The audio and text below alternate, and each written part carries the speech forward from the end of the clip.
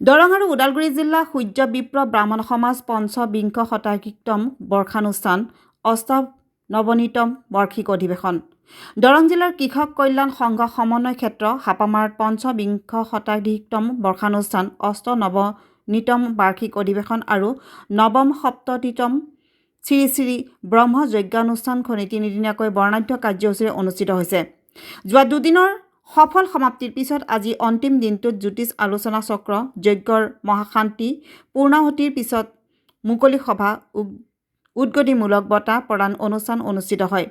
সমাজকৰ্মী দিব্যজ্যোতি শৰ্মাই উদ্বোধন কৰা মুকলি সভাত প্ৰেমেশ্বৰ শৰ্মাই সভাপতিত্ব কৰে। সভাত স্মৃতিগ্ৰন্থ উন্মোচন কৰে স্নাতকোত্তৰ শিক্ষক জামিনী মোহন চৌধুৰীয়ে।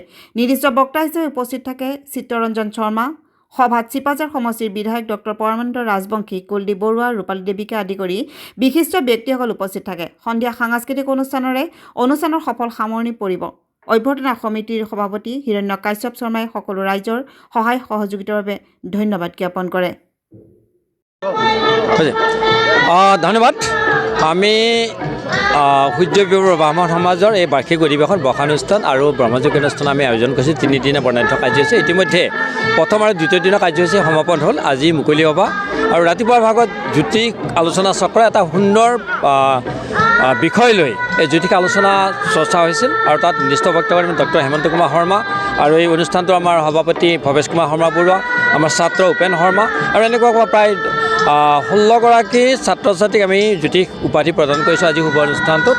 আৰু ইতিমধ্যে আপোনালোকে দেখিছে যে বিভিন্ন পৰ্যায়ত আমি এই কাৰ্যভাগ আগবঢ়াই আহিছোঁ। ইয়াৰ লগত বিগত দিনকেইটা যিকেইটা হৈছে আজিৰ মুখ্য কাৰ্যসূচী আছিল আমাৰ মুকলি সভাৰ জ্যোতিষ আলোচনা চক্ৰ আৰু ইতিমধ্যে সুন্দৰভাৱে হৈছে। আজি যজ্ঞৰ পূৰ্ণাহুতি, শান্তি নিৰ্মালী, ভস্মলৱন এইখিনি ইতিমধ্যে আমাৰ যজ্ঞকাৰী পুৰোহিত মণ্ডলীয়ে অৰ্পণ কৰিছে। এতিয়া মুকলি সভা আৰু এই মুকলি সভালৈ আমি কেইবাগৰাকী সন্মানীয় বিশিষ্ট ব্যক্তি আমন্ত্ৰণ জনালে। ইতিমধ্যে আমাৰ স্থানীয় বিধায়ক ডক্টৰ পৰমানন্দ ৰাজবংশী মহোদয় আমাৰ আহি গৈছে।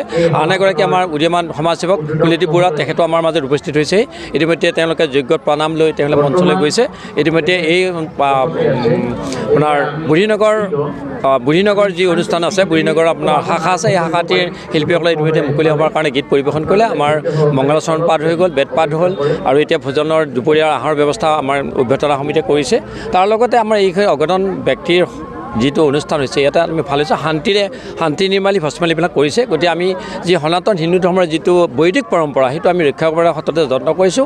আৰু এই অনুষ্ঠানটো কেৱল আমাৰ সূৰ্য বিপ্ৰ ব্ৰাহ্মণসকলে নহয়, আমাৰ সমাজত বাস কৰা চতুৰ্বৰ্ণ জাতিৰ এই জাতিৰ উন্নতিৰ কাৰণে, মানৱৰ কল্যাণৰ কাৰণে, সকলো মানৱৰ কল্যাণৰ কাৰণে আৰু জীৱ জগতৰ কল্যাণৰ কাৰণে আমি এই অনুষ্ঠানটো কৰি আহিছোঁ। আৰু ইতিমধ্যে আমি বিগত যিবোৰ দিনত আমি অনুষ্ঠান কৰিছোঁ আটাই আমাৰ এই ক্ষেত্ৰত আমাক সহযোগ কৰিছে।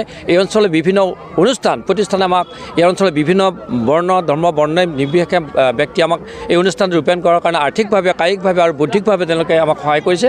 তাৰোপৰি জানি আমি আনন্দিত হ'ম যে ইয়াত এটা কৃষক কল্যাণ সংঘ আছে। এই সংঘৰ পৰিয়ালবৰ্গই আমাক একে দেহে কাষে লাগি এই মণ্ডপ বনোৱা, ভোজঘৰ বনোৱা বা মণ্ডপ বনোৱা, মঞ্চ বনোৱা আদি কৰি সকলো দিশে সহায় সহযোগ কৰিছে। ইয়াত এটা সুন্দৰ এটা অনুষ্ঠান কোচ ৰাজবংশী এটা শাখা আছে, তেওঁৰ সন্মানীয় যিগৰাকী সভাপতি আহি ৰাতি 10 বজাত আমাৰ বিচাৰ লৈছে, খবৰ লৈছে। গতিকে এনেকুৱা ধৰণৰ এই অঞ্চলৰ মানুহখিনিৰ যিটো আতিথ্যপৰায়ণ, এই আতিথ্যপৰায়ণত আমি অভিভূত হৈছোঁ। অকল আমাৰ সূৰ্য বিপ্ৰ ব্ৰাহ্মণসকলৰ অনুষ্ঠান বুলি ইয়াত অহা নাই, তেওঁলোকে মানৱৰ কল্যাণৰ কাৰণে অহা এটা অনুষ্ঠান বুলি তেওঁলোক আহিছে।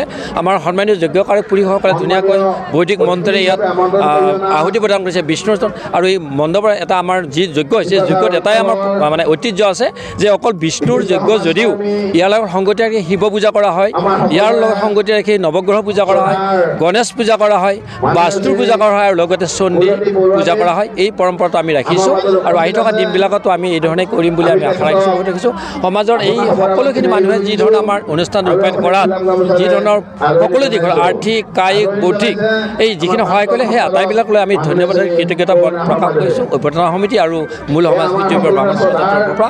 আৰু আমি ভাবিছোঁ আহি থকা দিনবিলাকতো আমাৰ এই ধৰণৰ কাৰ্যই সকলোৰে মাজত সদ্ভাৱ আৰু সম্প্ৰীতি অটুট ৰাখিব, শান্তি বিৰাজ কৰিব, এইটো কামনা কৰিছোঁ আৰু ভগৱন্তৰ ওচৰত প্ৰাৰ্থনা কৰিছোঁ। আৰু আপোনালোক আহিছে, এতিয়া আপোনালোকক আমাৰ ঈশ্বৰগত সূৰ্য ব্ৰাহ্মণ সমাজৰ পৰা ধন্যবাদ আৰু কৃতজ্ঞতা, কাৰণ আপোনালোকৰ মিডিয়াৰ জৰিয়তে আপোনালোক কিছু ব্যক্তিক আমাৰ সম্প্ৰদায়ৰ যি লোক বাহিৰত আছে বা এই অনুষ্ঠানটো যিসকলে দুৰ্ভাগ্যবশতঃ এই অনুষ্ঠান উপভোগ কৰিব তেওঁলোকে মিডিয়াৰ জৰিয়তে হয়তো উপভোগ কৰিব আপোনালোকে আমি ইয়াৰ যোগ্য পৰিৱেশ ইয়াৰ মুকলি সভাৰ পৰিৱেশ আৰু ভোজনৰ পৰিৱেশো আপোনালোকে যাতে প্ৰদৰ্শন কৰোৱায় এইটো কামনা কৰিছোঁ আৰু আপোনালোক এই অনুষ্ঠানটো অহাৰ কাৰণে আমি ধন্যবাদ আৰু কৃতজ্ঞতা প্ৰকাশ কৰিছোঁ ধন্যবাদ যিকোনো খবৰ আৰু বিজ্ঞাপনৰ বাবে যোগাযোগ কৰক 7896121996